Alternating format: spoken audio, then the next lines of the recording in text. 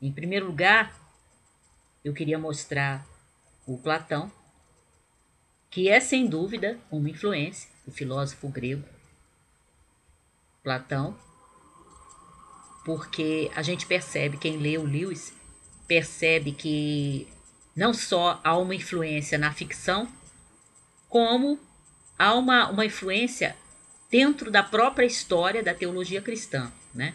Mesmo quem não é cristão que pegar e se puser estudar, nem que seja um resumo da história do desenvolvimento da teologia cristã, vai encontrar essa visão do filósofo Platão, a visão de dois mundos, né? De um mundo ilusório, né? E um mundo real, né? O mundo das ideias, né? Um mundo onde aquilo que a gente vê existe, mas existe de uma forma perfeita, acabada, né? Completa, total. E é o tipo de conceito que vai atravessar, que vai influenciar um segmento da teologia cristã.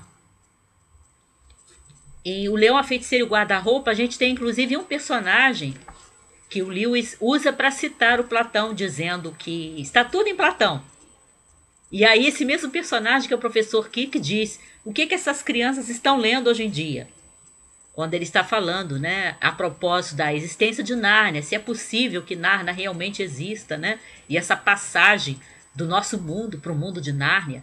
E aí ele faz, né, o Lewis coloca na boca do personagem que está tudo em Platão. Aí também a gente tem outra influência sobre o Lewis, claramente, que é o Aristóteles, né, discípulo do Platão. Platão foi mestre de Aristóteles. E aí a gente encontra no Lewis o uso do raciocínio lógico, que nos remete imediatamente ao Aristóteles.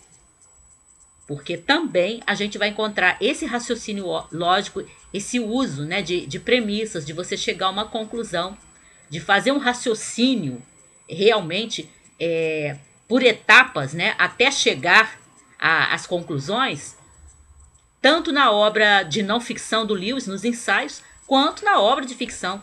Também no Leão, a Feiticeira e o Guarda-Roupa, a gente percebe o Lewis usando o uso da lógica, ou seja, o modo de argumentar via, né, através dos métodos aristotélicos.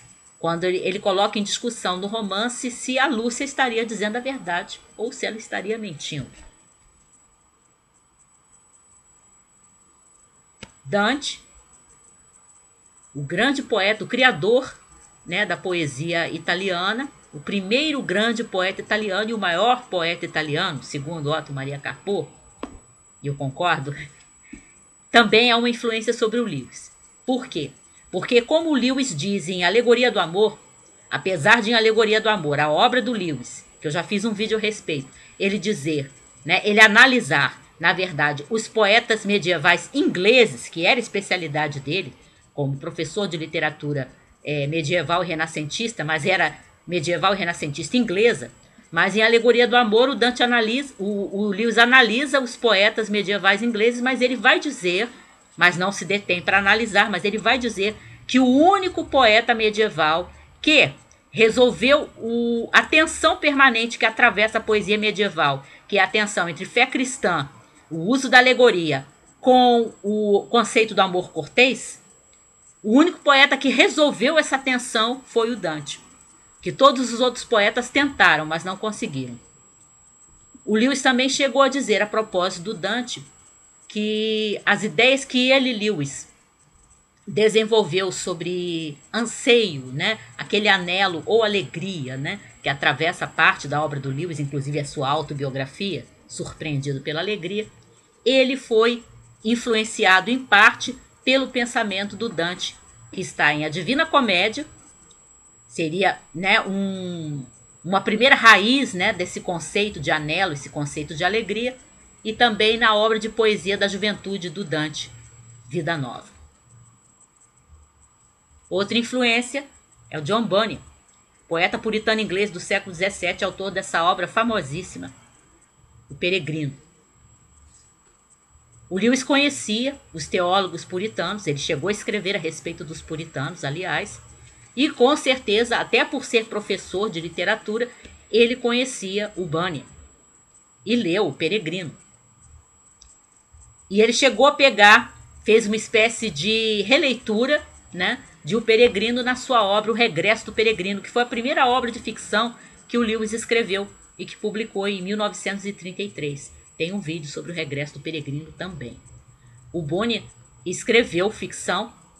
Ele era pregador, né, um pregador itinerante. Ele esteve preso e tudo. A vida do Bunyan é cheia de percalços. E na prisão ele escreveu O Peregrino, que é a sua obra mais famosa, embora não a única, em que ele descreve uma viagem que na verdade é uma viagem espiritual, mas através de símbolos, através de alegorias. O Peregrino.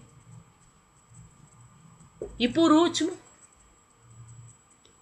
Chesterton, com esse aqui, O Homem Eterno, que é uma das obras de apologética do Chesterton.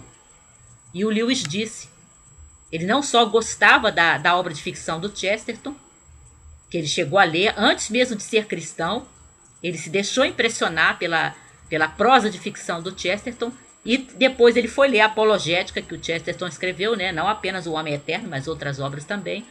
E aí o Lewis chegou a dizer que também ele aprendeu muita coisa com as obras apologéticas do Chesterton e veio a usar parte das ideias do Chesterton e desenvolvê-las na sua própria obra de apologética cristã. Porque o Lewis, como eu já tenho dito, ele era um teólogo leigo, ele não era formado em teologia, mas ele escreveu obras muito boas, muito aprofundadas e respeitadas até por pessoas que são teólogos formados, obras que merecem ser lidas até por pessoas que de repente não se interessem pelo cristianismo, como Os Quatro Amores, como Milagres, como Cristianismo Puro e Simples.